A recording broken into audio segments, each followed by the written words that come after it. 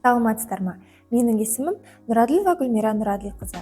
Мен номер 33-ші жалпы орта білім беретін мектебінің директорының әдістемелік ісі жөніндегі орынбасарымын. Әдістемелік істің негізгі бағытының бірі бұл дарынды оқушылармен жұмыс.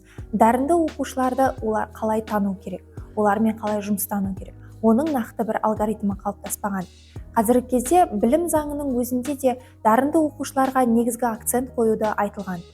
Қазіргі таңда дарынды балалармен жұмыстанып, олардың болашақта қандай мамандық иесі болатыны, қай бағытқа баратындығы барлығы да мектепке тәуелді. Дарынды оқушылармен жұмыстануы тек қана 45 минуттық сабақ барысында емес, сонымен қатар жалпы қоғамдық өмірде де іске асырылуы керек. Осы істі біздің мектебімізде жас мамандар атқарады. Номер 33-ші жалпы орта білім беретін мектебі бұл жас мамандардың мекені деп айтсақ болады. Жас мамандар бізде тек қана сабақ берумен айналысып қана қоймай, сонымен қатар қоғамдық өмірде мектептің дарынды оқушылармен жұмыстануды қолға алған. Оны қалай десеңіздер, яғни біздің жас мамандарымыз әрқайсысы бір оқу жылы басында өзінің пәніне де қатысты, сонымен қатар пәнінен де бөлек бағытта жоба алып, сол бойынша бір оқу жылында жұмыстанып отырады. Биылғы оқу жылында қандай жобалар алынды екен білгіңіз келе ме? Ендеше әрі қарай қарайық. Биылғы оқу жылында ең басты бұл білім букс жобасы. Оның жетекшісі мектеп алды даярлық тобының жетекшісі Қаратаева Толқын. Бірақ та Толқынның негізгі ең шеберлігі ол тек қана МАДТ сыныптары емес, сонымен қатар жоғарғы сынып оқушылармен де жұмыстанады. Бұл жобаның мақсаты оқушыларды поэзияға жақындату, сонымен қатар өлең шығарып, өздерінің шығармашылықтарын дамыту болып табылады. Бұл жоба мектебімізде 3 жыл қатарынан іске асып келеді. Осы жобаның нәтижесінде оқушылар түрлі облыстық газеттерге мақалалар беріп, сонымен қатар өз шығармашылық, өз өлеңдерін баспа беттеріне беріп жүр. Білім букс жобасы бұл дарынды оқушыларды тәрбиелеу, олардың шығармашылық қабілетін ашу болса, келесі жобамыз біздің жұлдызды балақай деп аталады. Бұл жоба нәтижесінде мектебіміздің жетістікке жеткен әрбір 90 сайын озат оқушыларды, сонымен қатар түрлі шығармашылық білімей байқаулардың барлығын жетістікке жетіп отырған оқушылармен сұхбат алу. Бұл жобаның жетекшісі Берікова Айдана Берікқызы. Бұл жоба аясында оқушылармен Айдана Берікқызы сұхбат алады. Сұхбат барысында олардың жақсы көретін пәндері, жақсы көретін ұстаздары, сонымен қатар алға қойған мақсаттары, олардың арманы туралы сұрақтар қойып, оқушыны толықтай ашумен жұмыстанады. Дарынды оқушыға талантты ұстаз демекші, біздің мектебімізде дарынды оқушылармен айналысатын, оларды тәрбиелеуге бет бұрған жас мамандарымыз да осал емес. Бұны дәлелдеу үшін біздер Жастар Тайм жобасын қолға алдық. Жастар Тайм жобасы мақсатында жас мамандарымыз әрбір аптаның сенбі күні жиналып, өз тәжірибелерімен бөлісіп отырады. Бұл жобаның сәттілігі соншалық біздер қалалық деңгейге де өттік. Яғни қала мектебінің 50 мектебінен әрқайсысынан жалынды жас мамандарды жинақтап, мектебіміздің базасында Жастар Тайм жобасын өткіздік.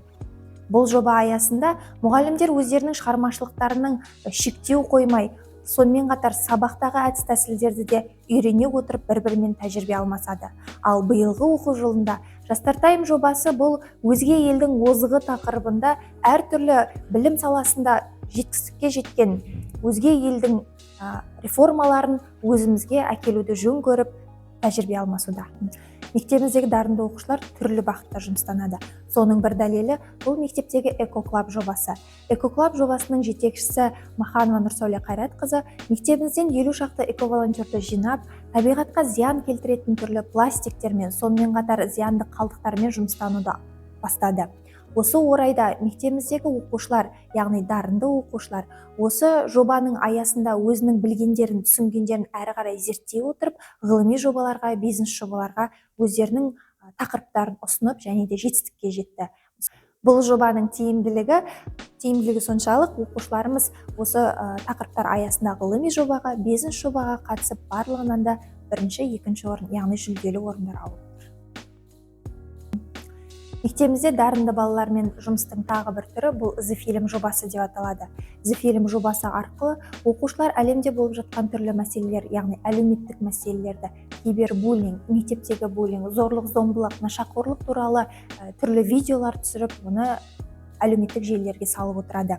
Осы мақсатта The Film жобасының жетекшілері, яғни видеоның сапасына, оның монтаждалуына оқушыларды бағыттайтын Еркебұлан Бауыржанұлы болса, ол видеоның мән мағынасына, сценарийіне жауап беретін Үміт Әділбекқызы, бірге жұмыстану арқылы оқушыларымыз түрлі деңгейлерге өтіп, жүлделі орындар алып отыр. Және де осы The Film жобасының бағытында біздің мектебіміз медиа мектепке айналды.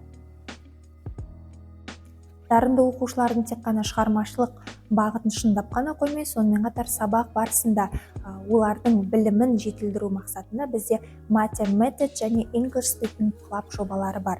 Бұл жоба аясында оқушылар, мысалы Math жобасында оқушылар Қадыров Досбол Бейімбетұлының жетекшілігімен түрлі математикалық және логикалық есептерді шығарумен айналысса, сонымен қатар Рубикті жинаумен айналысатын болса, English Speaking Club жобасында оқушылар өздерінің ағылшын тілдерін кино арқылы, түрлі музыкалар арқылы қазіргі кездегі трендтегі бағытта жұмыстанып, ағылшын тілдерін тереңдете түседі. Және де осы English Speaking Club жобасының екінші бір бағыты бұл ата-аналармен жұмыс. Яғни біздің ағылшын пәнінің мұғалімдері тек қана оқушыны оқытып қана қоймай, олардың ата-аналарымен де жұмыстанып, оларға ағылшын тілін үйретуде. Біздің мектебіміздегі бұл жобалардың кішкене ғана бөлігі. Яғни біздер оқушыларды, дарынды оқушыларды тәрбиелеуде жобалардың алар орны зор екенін көріп отырмыз. Және де әрбір жыл сайын еңбектену арқылы, осы жобалар арқылы, оқушыларды тәрбиелеу арқылы, оқушыларымыздың жыл соңында жеткен жетістіктері арқылы біздің еңбегіміздің зая кетпегендігін көріп отырмыз. Және де әрбір жетістік бұл маңдай термен келетін, сонымен қатар үлкен еңбекті қажет ететіндігін барлығымыз біледі. Жыл сайын жүргізіліп отырған осындай жобалардың нәтижесінде дарынды оқушыларымызды әлі де талай жетістіктерге жеткізетіндігіне біздер кәміл сенеміз. Рахмет, сау болыңыз.